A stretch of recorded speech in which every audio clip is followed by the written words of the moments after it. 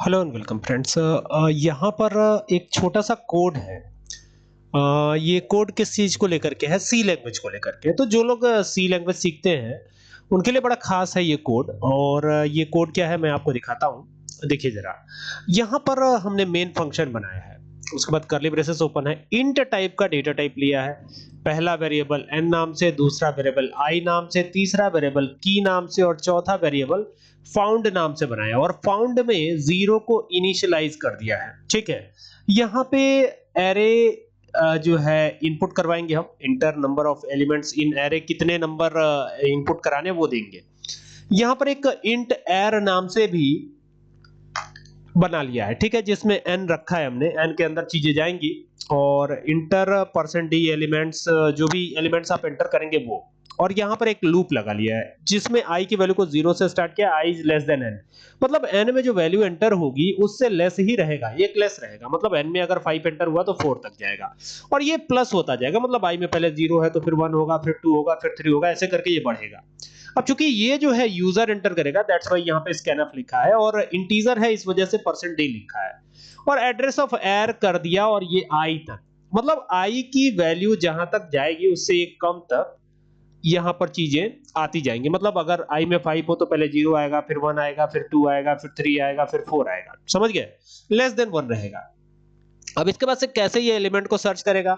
Inter the element to find, printf में लिखा है। अब प्रिंट करवाने के लिए तो प्रिंटफ ही लिखते हैं, और ये तो कमेंट है, ये तो आपको पता होना चाहिए, ये तो कमेंट ही है। ठीक है, तो ये प्रिंटफ में लिखा हमने enter the element to find, मतलब किस एलिमेंट को फाइंड करना चाहते हैं। जैसे मान लीजिए आपने एंटर किया 10 30 40 50, तो 10 30 40 50 में कौन से वाले का फाइंड करना है? तो 30 का फाइंड करना है, 10 का फाइंड करना है, किसका फाइंड करना है?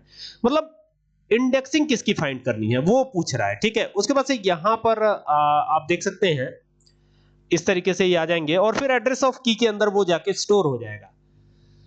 फिर यहां पर आप देख सकते हैं फॉर i की वैल्यू को फिर स्टार्ट किया हमने 0 से, i is less than n किया, फिर i प्लस प्लस किया, फिर यहां पर जैसे आते हैं तो i एर i किया है और इज इक्वल टू की के बराबर आ जाए तो फिर element %d found at index, मतलब एलिमेंट फाउंड हो गया।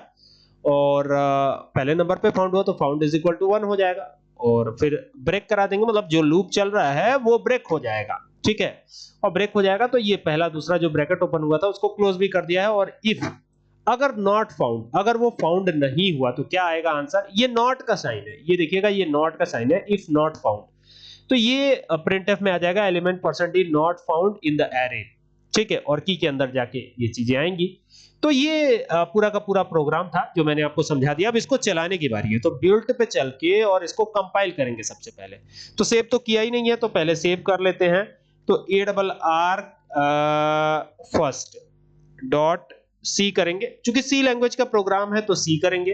तो ये हो गया, अभी ये प्रोग्राम बनकर के तैयार है। तो अब इसको रन करवाने की बारी है। तो यहाँ बिल्ट पे चल के कंपाइल तो हो ही गया है, तो सीधा सीधा रन करा लेते। तो ये रन कराया, कह रहा है कि एंटर नंबर ऑफ एलिमेंट, क्योंकि इंटीजर ही एंटर करना है।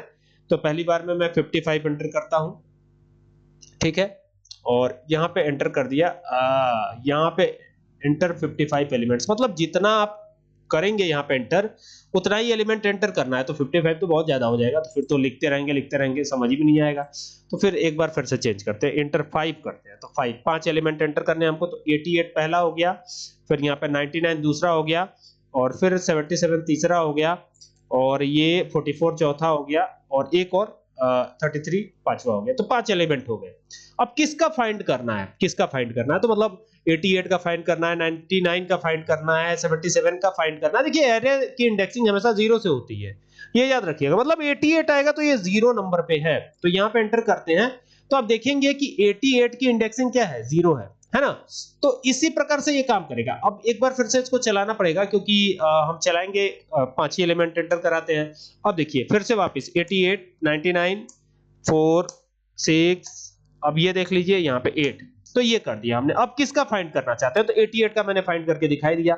99 करेंगे 1 आएगा, 4 करेंगे 2 आएगा, 6 करेंगे 3 आएगा, 8 करेंगे 4 आएगा। तो 8 को देखते हैं 4 आ रहा है या नहीं आ रहा है। तो देखिए ये 4 बता रहा है ना। देखिए ये पूरा का पूरा प्रोग्राम जो है यही इंडेक्सिंग बताने के लिए है, और ये बहुत ही बेहतरीन प्रोग्राम है, आप देख सकते हैं। ठीक है, तो आई होप कि आपको बात समझ में आई होगी। अगर आपको एरे इंडेक्स फाइंड आउट करने का प्रोग्राम चाहिए तो ये प्रोग्राम काफी हेल्पफुल रहेगा आपके लिए, और इस तरीके से आप कर भी सकते हैं। ठीक है, उम्मीद करता हूं बात आपके समझ में आई होगी। वीडियो अच्छी लगे तो इसको शेयर जरूर कीजिएगा, और साथ ही साथ चैनल जिसका नाम है कंप्यूटर एंड एक्सेल सॉल्यूशन, इसको सब्सक्राइब करना ना भूलिएगा। चलिए मिलते हैं नेक्स्ट वीडियो में।